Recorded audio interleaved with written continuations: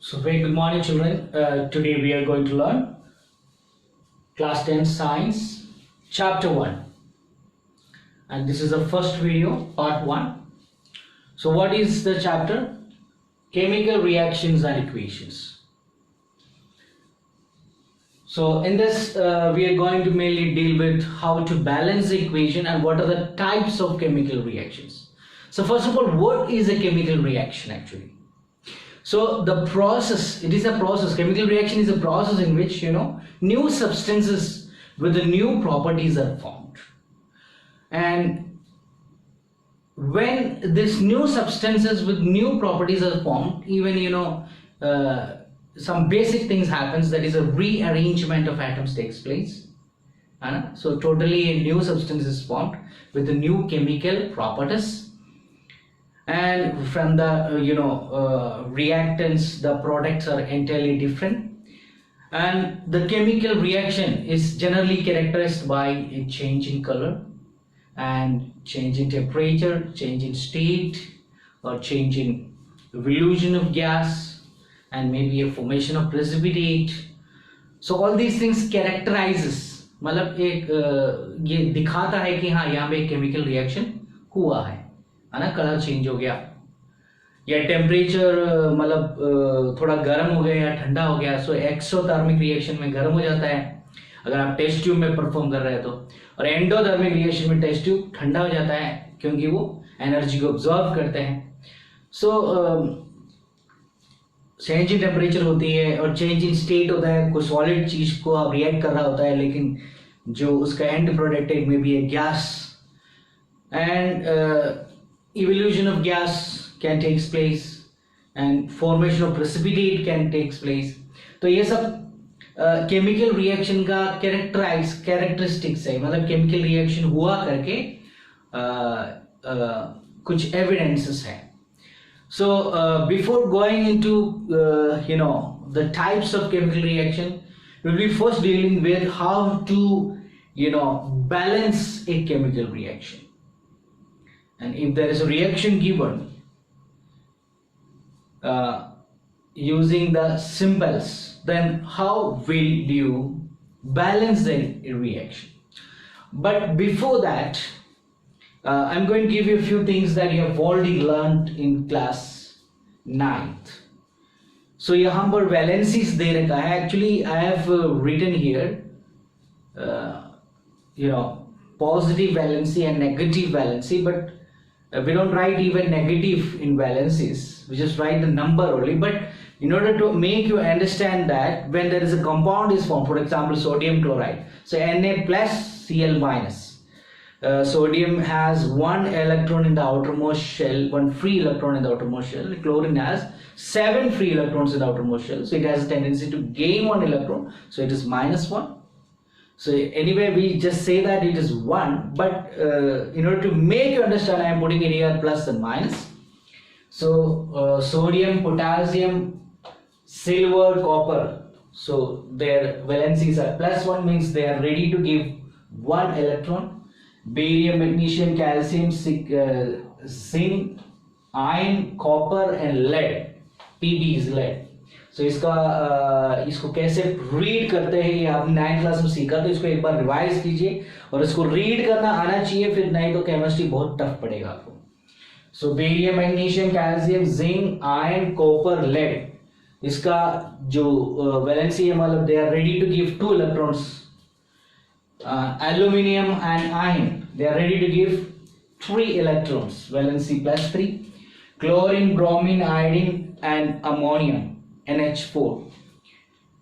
So an OH group, hydroxyl group, nitride, and it is bicarbonate, HCO3. तो ये जो है इस सब का वैलेंसी 1 माइनस है, इसका मतलब है they are ready to accept 1 electron. Sulphur, oxygen, carbon dioxide, carbonate, CO3, and sulfite and sulfate.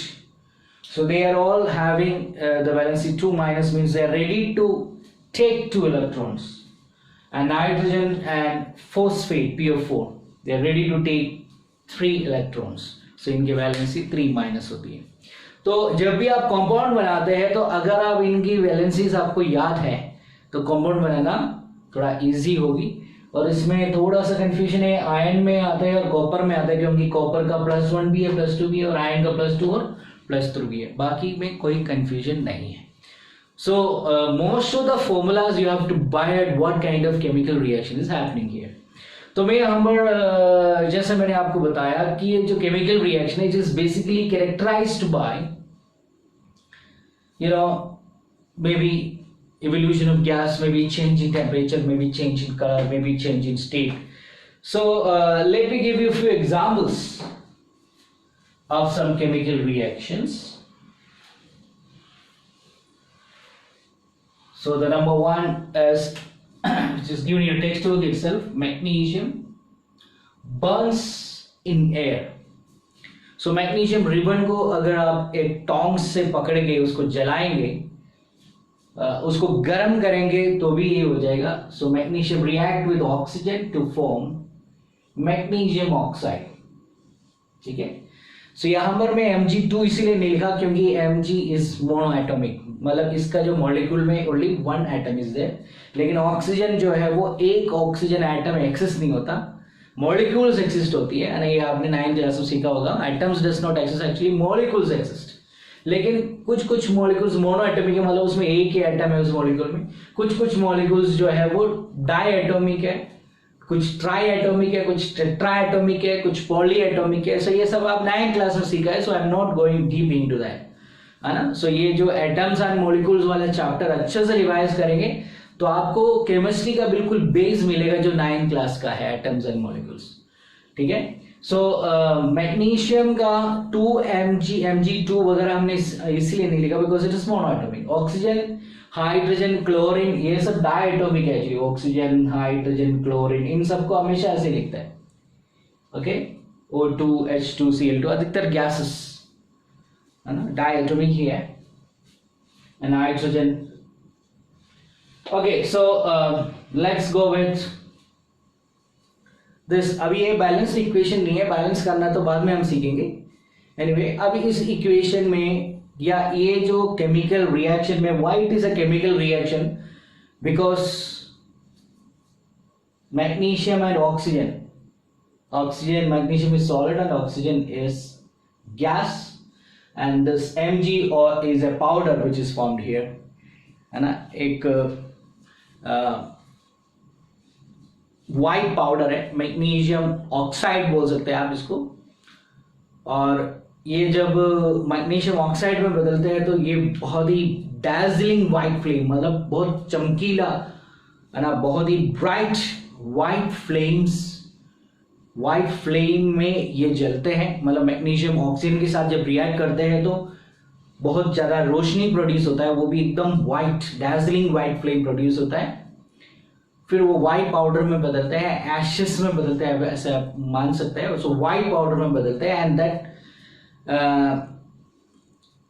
जो लाइट वहां पे आते हैं that's harmful to your eyes, है ना। इसलिए गॉगल्स पहनकर या स्पेक्स पहनकर उसको देखना चाहिए। सो that is an activity given in your text book. So reaction of magnesium with oxygen gives magnesium oxide. So entirely एक न्यू सब्सटेंस यहाँ पे बन रहा है, ठीक है। सो इवोल्यूशन ऑफ गैस के लिए मैं आपको एग्जांपल देता हूँ, वो भी आपके एक्टिविटी में, एक्टिविटी नंबर 1.3 है इवोल्यूशन ऑफ गैस। और zinc plus sulphuric acid, zinc granules को अगर आप एक टेस्ट ट्यूब में लेंगे और उसमें थोड़ा सा डाइल्यूट सल्फ्यूरिक एसिड डालेंगे, so what happens is dilute sulphuric acid डालने से it will become zinc sulphate plus hydrogen gas. So it is solid and this is liquid, yeah, it's aqueous solution बोल सकते हैं आप इसको। and then because dilute solution है और zinc sulphate का solution बनेंगे because ये dilute H2SO4 यानी sulphuric acid. so zinc sulfate plus hydrogen gas evolves। और अभी ये तो बैलेंस आप बोल सकते हैं क्योंकि इसमें एक जिंक है तो इसमें भी एक जिंक है, और यहाँ पे SO4, यहाँ पर भी SO4, यहाँ पे हाइड्रोजन 2 है और यहाँ पे हाइड्रोजन 2 है। इवन इंडिविजुअल आइटम्स को भी काउंट कर सकते हैं, ऑक्सीजन 4 है में, सल्फर का एक एटम है, सल्फर का एक एटम है। So number of atoms reactants और प्रोडक्ट का बिल्कुल सेम आ रहा है, इसलिए हम कह सकते हैं कि ये ऑलरेडी एक बैलेंस्ड इक्वेशन है। सो gas is evolve, hydrogen gas, तो एक सॉलिड और लिक्विड आपस में रिएक्ट कर रहे हैं लेकिन गैस बन रहे हैं। So change of state take place here, है ना, इवोल्यूशन ऑफ गैस भी हो रहा है यहाँ पे। और चेंज ऑफ कलर के लिए भी एक एग्जांपल आप कर सकते हैं। सो यहाँ पर आप जब ये सल्फ्यूरिक एसिड को उसके अंदर डालेंगे तो आपको बबल्स आते हुए दिखेगा, और वो बबल्स जो है वो हाइड्रोजन गैस का बबल्स है। सो एक और एग्जांपल मैं देता हूं, it is potassium iodide plus lead nitrate. So potassium iodide और लेड नाइट्रेट, इसका जो लेड का +2 है और NO3 का 1 है, -1। तो जो मैंने पहले लिखा था उसमें आप देखेंगे तो आपको पता पड़ेगा NO3 का -1 है, लेड का +2 है। तो उसको क्रॉस करते हैं, 9th क्लास में आपने सीखा होगा, लेड का जो NO3 में चले जाता है, NO3 का लेड में चले जाते हैं, तो Pb1 NO3 ट्वाइस। और हाइड्रोजन सल्फ्यूरिक एसिड का भी यही है, S, तो SO4 का 2 है और हाइड्रोजन का 1 है, तो हाइड्रोजन का 1 SO4 में चला जाता है, तो SO4 बेसिकली से रह गया, SO4 का 2 हाइड्रोजन में आता है, H2SO4। So this is also a thing to understand, है ना। और जिंक का ऑलरेडी 2 है और सल्फेट SO4 का भी 2 है, तो दोनों का सेम है, तो फिर आपको नीचे कुछ डालने का जरूरत नहीं है, दोनों को कैंसिल ही कर दो, Zn SO4, क्योंकि Zn 2 डोनेट कर रहे थे और SO4 2 रिसीव कर रहे थे electron, so they become a compound, so is as zinc sulphate. तो यहाँ पे एनीवे जिंक सल्फेट सॉल्यूशन है। So this is solid. So here potassium iodide और lead nitrate, इन दोनों का रिएक्शन करेंगे तो आपको जो मिलेगा पोटासियम नाइट्रेट प्लस और lead iodide. So lead iodide is PbI2, क्योंकि Pb का 2 है, आयरन का 1 है, तो 1 और 2 मिलके PbI2 होगी, और Pb का 2 है, NO3 का 1 है, K और I इन दोनों का सेम है, 1 है। सो इसका वैलेंसीज अगर आपको याद है तो it will be very easy to form the formulas, otherwise रेटा माना या याद करना बहुत ही लंबा एक प्रोसेस बन जाएगा आपके लिए। और इसमें ये जो लेड आयोडाइड है, this is an yellow precipitate, तो इससे समझ में आ रहा है कि प्रेसिपिटेट फॉर्म होता है या कलर चेंज होती है ना, कलर यहां पे चेंज हो रहा है या प्रेसिपिटेट फॉर्म हो रहा है। So that's how you can identify that okay there is a chemical reaction which had occurred. So the next topic that we are learning is balancing a chemical reaction. So एक chemical reaction दे रखा है, यहाँ पे मैंने 5 different chemical reactions दे रखी है और इसको हम balance करेंगे, है ना। So there can be, you can even write few steps to balance it, है ना। सबसे पहले आप इसका गिनती ले सकते हैं कि रिएक्टेंट साइड में आयन कितनी है ना। सो रिएक्टेंट साइड में आयन 1 है और प्रोडक्ट साइड में आयन जो है वो 3 है, और ऑक्सीजन यहाँ पर 1 है और यहाँ पे 4 है, और हाइड्रोजन यहाँ पर 2 है और यहाँ पर भी 2 है। So you can go for a calculation of the data given कि रिएक्टेंट्स में कितना एटम्स है इंडिविजुअल का और प्रोडक्ट साइड में कितने एटम्स है, दोनों का इक्वल करने के लिए आप इसका फॉर्मूला को चेंज नहीं कर सकता। फॉर एग्जाम्पल आप इसमें O4 आ रहा है तो यहाँ पे 4 नहीं डाल सकता, क्योंकि H2O4 वाटर का फॉर्मूला नहीं है। सो आप इसका एक्चुअल मोलिकुलर फॉर्मूला को चेंज नहीं कर सकता, बिकॉज मोलिकुलर फॉर्मूला चेंज करते ही फिर जो सब्सटेंस है वो टोटली चेंज हो जाती है, उसका केमिकल प्रॉपर्टी सब कुछ चेंज हो जाती है। Only you can increase the number of molecules, क्योंकि आप एक मॉलिक्यूल के रिएक्शन नहीं करता, मे बी 1 kg सब्सटेंस आप लेते हैं या 1 मोल ऑफ सब्सटेंस लेते हैं, तो इसीलिए you can only increase the number of molecules. तो इसीलिए यहां पर जो भी दे रखा होगा ये उसके एक्चुअल फॉर्मूले में कुछ भी अदल बदल नहीं कर सकता। तो इसलिए इन सबको डब्बे में डालिए। डब्बे में मैंने इसलिए डाला है ताकि इसके अंदर आप कोई चेंज नहीं करेंगे, जो भी चेंज करेंगे इसके बाहर आप इसमें 3 मॉलिक्यूल्स 5 मॉलिक्यूल्स कुछ भी आपके इनकी गिनती को इक्वल करने वाला नंबर को डालना पड़ेगा। सबसे पहले आप देखो इसमें सबसे ज्यादा डिफरेंस ऑक्सीजन के आ रहा है, हाइड्रोजन तो बिल्कुल सेम आ रहा है, ऑक्सीजन का 1,4 और आयन का भी 1,3 आ रहा है। तो ऑक्सीजन को 4 करने के लिए यहां पर क्या डालना पड़ेगा, 4 डालना पड़ेगा। तो यहां पे 4 डालने से 4 ऑक्सीजन होगी, यहां पे 4 ऑक्सीजन है। लेकिन यहां पे हाइड्रोजन फिर क्या हो गया भाई, 8 हो गया। सो हाइड्रोजन 8 हो गया, तो यहां पे भी 4 डालो तो हाइड्रोजन 8 हो गया, 4 2 8। एंड आयन यहां पे 3 है, तो यहां पर आयन के लिए 3 मॉलिक्यूल्स डालो। So now you see the equation is balanced, 3 molecules of iron, and here also means 3 atoms of iron and 3 atoms of iron, and 4 oxygen atoms and 4 oxygen atoms. 4 2s are 8 hydrogen atoms and 4 2s are 8 hydrogen atoms. So let's go with the next one. Hydrogen plus chlorine gives hydrogen chloride, and you see here hydrogen chloride का molecule का जो formula है वो HCl ही है, और वो इसीलिए क्योंकि H का +1 है, Cl का -1 है, तो इसमें HCl ही उसका फॉर्मूला बनेगी। लेकिन यहाँ पर 2 हाइड्रोजन 2 क्लोरीन, तो यहाँ पे दोनों ही 2 होना चाहिए, तो आप इसमें 2 डालिए बस, दैट्स ऑल।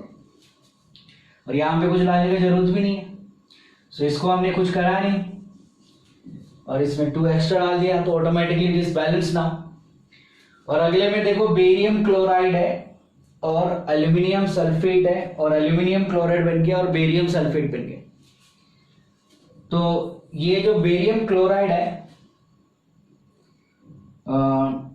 इसका फॉर्मूला इसीलिए है क्योंकि बेरियम का 2 वैलेंसी है, क्लोरीन का 1 है, तो फिर वो इंटरचेंज होगा, तो BaCl2 आएगा। एल्यूमिनियम का 3 है, और सल्फेट का जो मैंने लिख के दिया था आपको पहले, और वो 2 है, तो Al2SO4, दोनों 2 और 3 इंटरचेंज हो गया। एल्यूमिनियम का SO4 में चला गया, SO4 का एल्यूमिनियम आ गया, एल्यूमिनियम सल्फेट। और ये एल्यूमिनियम का क्लोरीन में चला गया, क्लोरीन का 1 है तो एल्यूमिनियम में आ गया, तो ये Cl3 हो गया। और बेरियम सल्फेट दोनों का 2 है, इसलिए फिर नीचे कुछ लिखने की जरूरत नहीं है। So that is how the formulas are actually here, है ना, मॉलिक्यूलर फॉर्मूलाज। तो यहां पर आप देखिए आप कैसे बैलेंस करेंगे। बेरियम यहाँ पे 1 है, यहाँ पर बेरियम 1 है, तो बेरियम तो बैलेंस करने की जरूरत नहीं। क्लोरीन यहाँ 2 है, लेकिन क्लोरीन यहाँ 3 है, तो इसको बैलेंस करनी पड़ेगी। एल्यूमिनियम 2 है और यहाँ पे एल्यूमिनियम 1 है, और सल्फेट का 3 यहाँ पे है, 3 बार सल्फेट आ रहा है, SO4 3, तो SO4 एक साथ इधर आ रहे हैं, तो SO4 3 टाइम्स आना चाहिए, तो यहाँ पे 3 लिख दिया। लेकिन यहाँ पे फिर बेरियम 1 ही है, तो इसको भी 3 लिख दिया, तो 6 क्लोरीन हो गया, तो 6 क्लोरीन हो गया, तो इसको 2 लिख दिया, है ना। So I am going to do it again, you see here what's happening. पहले इसको सबको डब्बे में डाल दो, ताकि आपको ये याद रहे कि इसके अंदर कोई अदल बदल नहीं करना है। सबसे पहले देखो कि सबसे बड़ा वाला यहाँ पे SO4 3 बार आ रहे हैं, यहाँ पे SO4 1 बार आ रहे हैं, तो यहाँ पे 3 डाल दिया, तो SO4 3 बार हो गया, या सल्फर 3 बार हो गया। ऑक्सीजन यहाँ पर 12 बार हो रहा है, 4 3 से 12, यहाँ पर भी ऑक्सीजन 4 3 से 12, ऐसे भी मान सकते हैं आप। लेकिन ये SO4 पूरा ही एक रेडिकल है, तो आप पूरा SO4 को भी देख सकते हैं, कोई दिक्कत नहीं है। और बेरियम ऐसा करने से बेरियम 3 हो गया, तो फिर यहाँ पर भी बेरियम को 3 कर दिया, और ऐसा करने से बेरियम के साथ में क्लोरीन 6 हो गया, तो फिर यहाँ वाला क्लोरीन 3 है, और इसको 6 करने के लिए यहाँ से 2 से मल्टीप्लाई कर दो, 6 हो गया। अब ऐसे करने से एल्यूमिनियम 2 हो गया, और यहाँ पे एल्यूमिनियम पहले से ही 2 है, कोई दिक्कत नहीं है। So now it is balanced. So अभी आप इसको बड़े ध्यान से देखिए, हर एक चीज को वापस काउंट कर लीजिए। बेरियम यहाँ पे 3 है, वहां पे 3 है। क्लोरीन 6 है, क्लोरीन 6 है। एल्यूमिनियम 2 है, एल्यूमिनियम 2 है। SO4 यहाँ पे 3 बार आ रहा है, यहाँ पे SO4 3 बार आ रहा है। The next is sodium plus water gives sodium hydroxide plus hydrogen gas is evolved actually here. तो यहाँ पर आप देखिए सोडियम 1 है, सोडियम 1 है, कोई दिक्कत नहीं। हाइड्रोजन 2 है, यहाँ पे हाइड्रोजन 3 है। रिएक्टेंट साइड में हाइड्रोजन 3 है। सो और ऑक्सीजन 1 है और यहाँ पे ऑक्सीजन 1 है। तो हाइड्रोजन का दिक्कत कर रहा है। तो यहाँ पे 3 है, तो यहाँ पे 3 तो ला नहीं सकते आप। सो आपको इवन नंबर में यहाँ पर 4 ला देता हूं मैं। तो यहाँ पे 4 लाने से क्या है, हाइड्रोजन तो 4 हो गया, लेकिन यहाँ पे हाइड्रोजन 3 ही है, तो यहाँ पर 2 डालो तो हाइड्रोजन यहाँ पर भी 4 हो गया। ऑक्सीजन यहाँ 2 हो गया, तो यहाँ पर भी ऑक्सीजन 2 हो गया। और सोडियम यहाँ पे 2 हो गया, तो यहाँ पे सोडियम को भी ऐसे 2 कर लेते हैं। सो यहाँ पर एक 2 डाल दिया, फिर एक 2 यहाँ पर डाल दिया, एक 2 यहाँ पर डाल दिया, तो ये ऑटोमेटिकली बैलेंस हो गया। इसको दोबारा चेक करते हैं। 2 सोडियम और 2 सोडियम, 2 2 सब 4 हाइड्रोजन, 2 हाइड्रोजन इसमें है, 2 हाइड्रोजन इसमें, 4 हाइड्रोजन, 2 ऑक्सीजन। सो यहां पर भी 2 ऑक्सीजन। तो इस तरह ये बैलेंस हो गया है। Barium chloride plus sodium sulphate gives sodium chloride plus barium sulphate. तो इसके लिए आप कर सकते हैं बेरियम क्लोराइड। तो बेरियम क्लोराइड में बेरियम यहाँ पे 1 है, बेरियम 1 है, कोई दिक्कत नहीं। लेकिन क्लोरीन में दिक्कत है, क्लोरीन यहाँ पे 2 है, वहां पे 1 ही है। And sodium here 2 but here only sodium 1। SO4 1 ही है और SO4 1 ही है, तो SO4 में कोई दिक्कत नहीं है। सोडियम में दिक्कत है और क्लोरीन में दिक्कत है। तो क्लोरीन यहाँ पर 2, सोडियम यहाँ पर 2, लेकिन यहाँ पे 1 1 ही आ रहा है, तो यहाँ पर 2 लगा दो बस। सो इसके आगे यहाँ पे 2 लगाने से 2 मोलिक्यूल्स ऑफ सोडियम क्लोराइड करने से Na2 हो जाएगी, Cl भी 2 हो जाएगा। और कहीं यहाँ पे कुछ करने की जरूरत ही नहीं है, रोलर में ऑलरेडी बैलेंस हो गया। SO4 एक बार, बेरियम एक बार। So this is how you balance the chemical equations. लेकिन केमिकल इक्वेशन को बैलेंस करते वक्त उसको मोर इंफॉर्मेटिव बनाने के लिए या मोर प्रॉपर बैलेंसिंग करने के लिए हम क्या करते हैं कि we use some symbols to indicate the physical states। क्योंकि वो एक कमी है कि इसमें फिजिकल स्टेट्स नजर नहीं आ रहा कि ये सॉलिड है या लिक्विड है या गैस है या एक्वस सॉल्यूशन। सॉलिड के लिए हम S लिखते हैं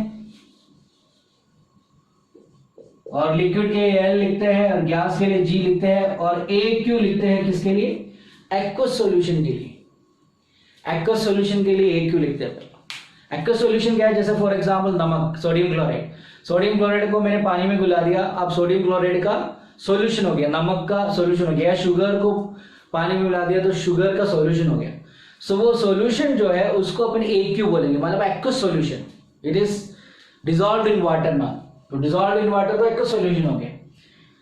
सो आप यहाँ पर इन सब का स्टेट्स लिख सकते हैं, उससे इसका ये ज्यादा इंफॉर्मेटिव हो जाती है इक्वेशंस, और मोर वेल बैलेंस्ड इक्वेशन तभी कहलाता है ये। और दूसरा, अगर कोई गैस इवॉल्व हो रहा है तो उसके लिए अपन ऐसा एक एरो लगा सकते हैं। अगर कोई प्रेसिपिटेट आ रहा है तो आप ऐसा डाउनवर्ड एरो लगा सकते हैं। तो इससे क्या है, मोर इंफॉर्मेटिव हो जाता है। So let's do it here. यहाँ पे सॉलिड है ये और ये गैसियस फॉर्म में है, वाटर है, यहाँ पे वाटर वेपर से रिएक्ट होता है, तो ये भी सॉलिड ही है ना? और ये गैसियस फॉर्म है, आयरन ऑक्साइड। और ये जो हाइड्रोजन है, gaseous state, this is gaseous state, right, but this is also gaseous state again. So ये और गैसियस स्टेट ही है। अब बेरियम क्लोराइड सॉल्यूशन जो है एक्वस सॉल्यूशन है, और एल्यूमिनियम सल्फेट का भी एक्वस सॉल्यूशन है एक्चुअली। ये दोनों सॉल्यूशन को मिक्स करते हैं तो ये भी एल्यूमिनियम क्लोराइड का एक्वस सॉल्यूशन, और बेरियम सल्फेट जो है इसका प्रेसिपिटेट बन जाती है, PPT बन जाती है। तो आप इसको डाउनवर्ड एरो से डिनोट कर सकते हैं।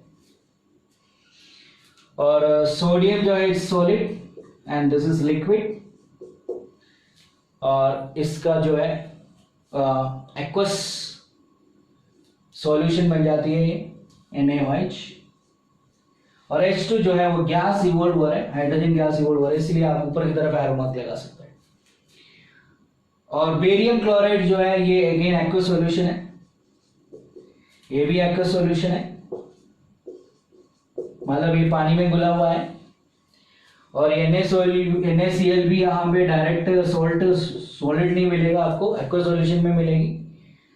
और NaCl के बाद जो बेरियम सल्फेट है ये भी आपको यहाँ पर एक्वस सॉल्यूशन में मिलेगा, लेकिन साथ में एक्चुअली एक्वस सॉल्यूशन में पूरी तरह डिसॉल्व नहीं है, ये प्रेसिपिटेट के रूप में मिलेगा। So you can indicate the states and also you can show that the gas is evolved or precipitate is formed. So that's all about how to balance a chemical equation. तो आपको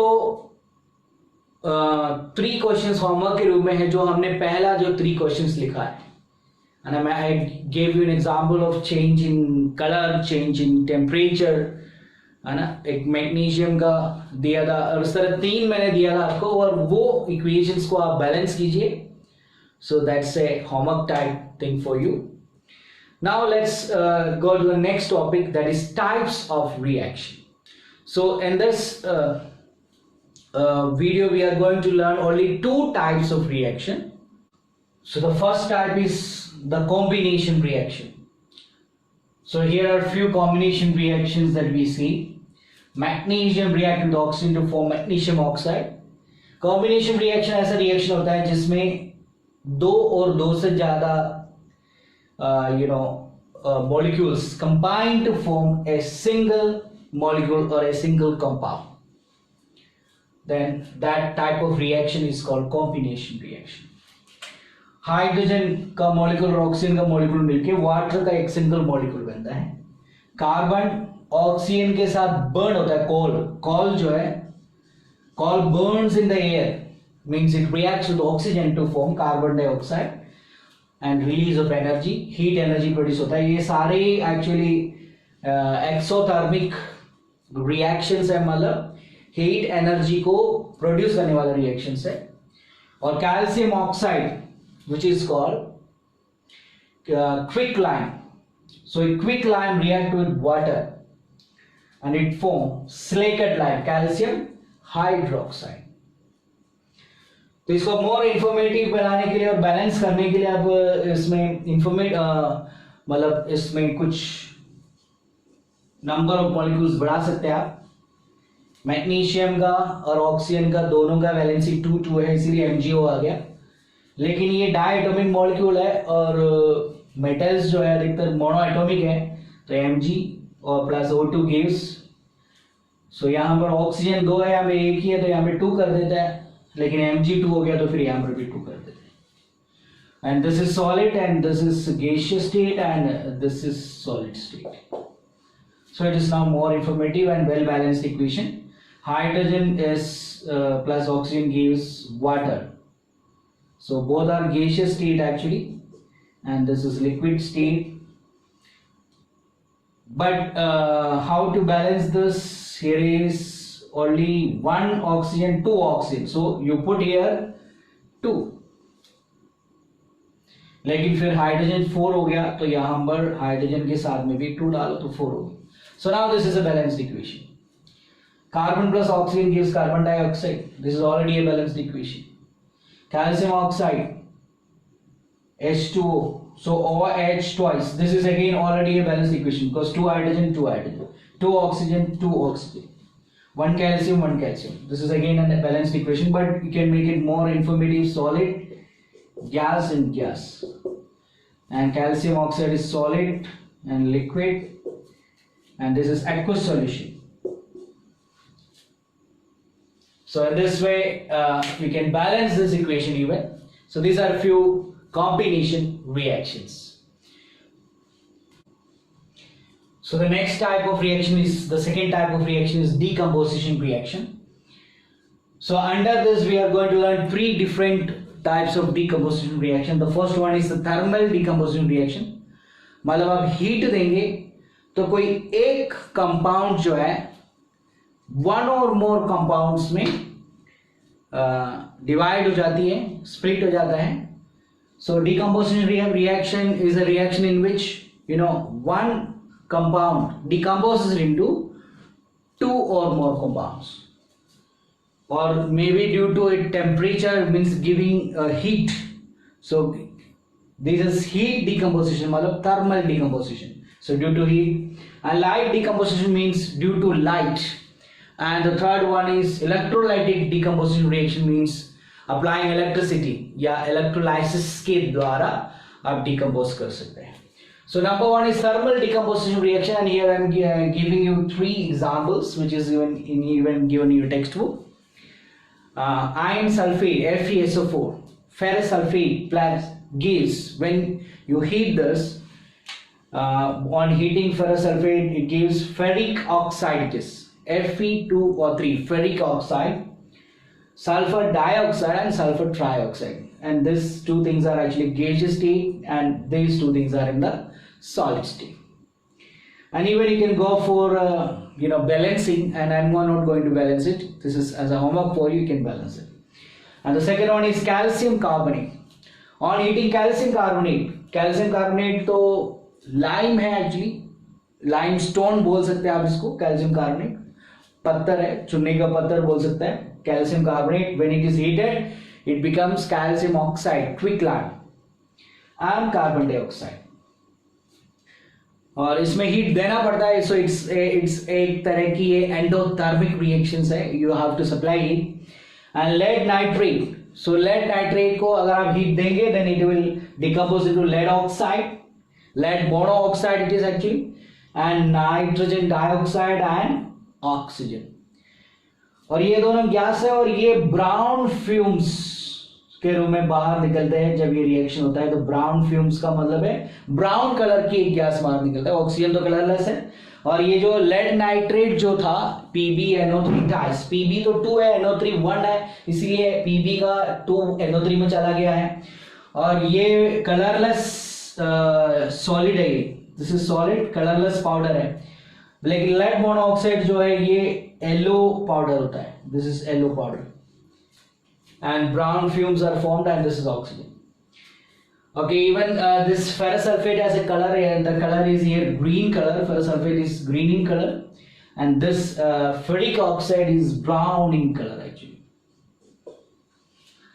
And the second type of reaction is here light decomposition reaction. When light falls on some substance, then it decomposes into 2 or more substance. Then silver chloride, तो silver chloride के ऊपर sunlight पड़ते हैं तो वो silver और chlorine करके अलग हो जाता है, तो इसको भी आप आराम से बैलेंस कर सकते हैं.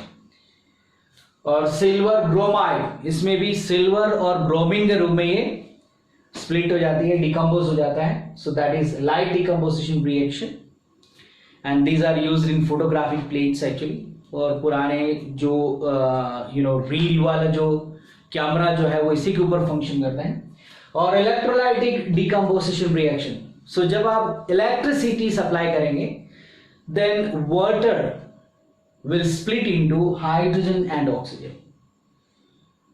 सो ये लिक्विड है और ये दोनों गैसियस फॉर्म में है, और ये सॉलिड है और ये सॉलिड है और ये गैसियस फॉर्म में.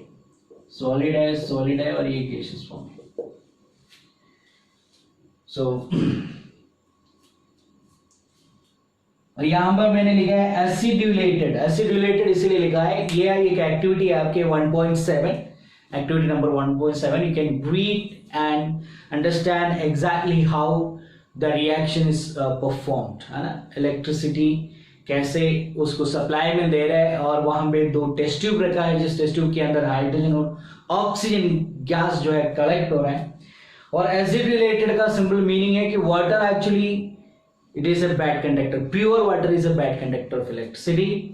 तो उसमें थोड़ा एसिड डालने से उसमें H+ और OH- आयंस क्रिएट होती है, इट कंडक्ट्स इलेक्ट्रिसिटी, जिसके वजह से इलेक्ट्रोलाइसिस होगी तो कहा इलेक्ट्रिसिटी कंडक्ट नहीं हुआ तो इलेक्ट्रोलाइसिस नहीं होगा, इसलिए few drops of sulphuric acid H2SO4, few drops, very few drops इसमें ऐड करते हैं, तो उसको एसिडुलेट कर लेते हैं, और जिससे क्या है कि इलेक्ट्रोलाइसिस हो सके. So these are the three different types of decomposition reactions. So there are few more types of reactions which we will discuss in the next video, part 2. So that's all in about this chapter in this video.